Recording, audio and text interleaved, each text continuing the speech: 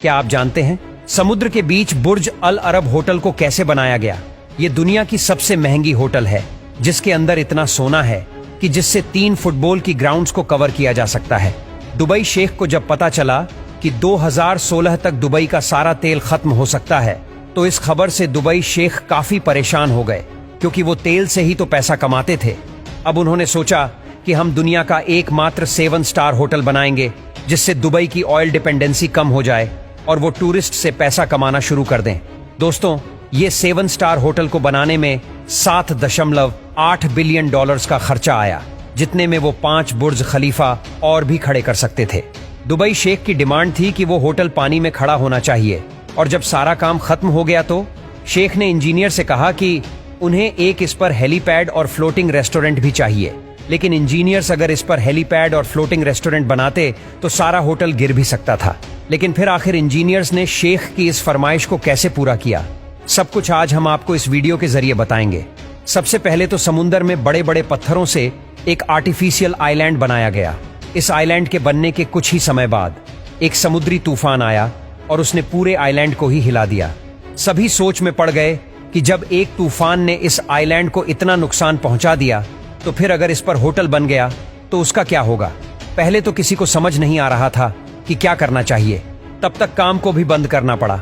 लेकिन फिर एक इंजीनियर्स ने आइडिया दिया कि अगर हम पूरे आइलैंड पर कंक्रीट के होलो स्लैब बिछा दें, तो पानी जब इन पर टकराएगा तो सारा पानी स्लैब के अंदर ही घूम जाएगा और पानी की ताकत कम हो जाएगी और आइलैंड को भी नुकसान नहीं होगा। अब इंजीनियर्स में फिर से जोश आया और काम दोबारा शुरू हुआ और लगातार 2 साल तक चला। लेकिन फिर बारी आई होटल को अर्थक्वेक बनाने की। उसके लिए इंजीनियर्स को बड़े बड़े स्टील के डायग्नोज को बिल्डिंग पर फिट करना था। लेकिन ये डायग्नोज होटल से 15 किलोमीटर दूर बन रहे थे और इतने विशालकाय डायग्नोज को ले जाना बहुत चैलेंजिंग था। लेकिन फिर जैसे तैसे 15 किलोमीटर के उस सारे रास्ते के ट्रैफिक को बंद करके डायग्नोज को साइड तक पहुंचाया गया। और फिर जब इन डायग्नोज को उठाने की बारी आई तो पता चला कि दुबई में कोई इतनी हाईटेक लिफ्टिंग मशीन ही नहीं थी, क्योंकि हर एक डायग्नोज का वजन 165 टन था। और इस काम को अंजाम देने के लिए स्पेशली सिंगापुर से लिफ्टिंग मशीन मंगवाई गई।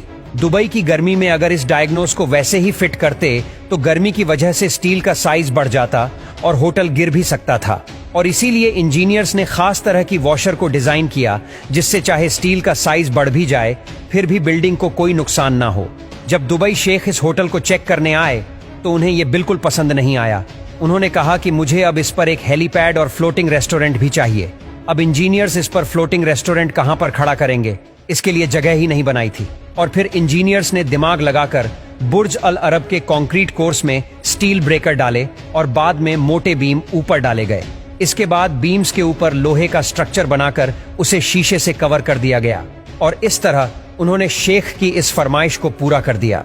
बुर्ज अल अरब के इंटीरियर डिजाइनर के लिए ख्वान च्यू को बुलाया गया और इसी डिजाइनर ने ब्रुनई के सुल्तान के महल को भी डिजाइन किया था। बुर्ज अल अरब में लगने वाला मार्बल इटली और ब्राजील से मंगवाया गया और जितना मार्बल मंगवाया गया उतना ही 24 कैरेट का सोना भी मंगवाया गया, क्योंकि किसी भी चीज को गोल्ड पेंट करना दुबई के रूलर के शान के खिलाफ है। लेकिन जब दुबई शेख ने इंटीरियर डिजाइनिंग का काम चेक किया तो उन्हें वो बिल्कुल भी पसंद नहीं आया और इसके बाद डिजाइनर बहुत परेशान हो गए।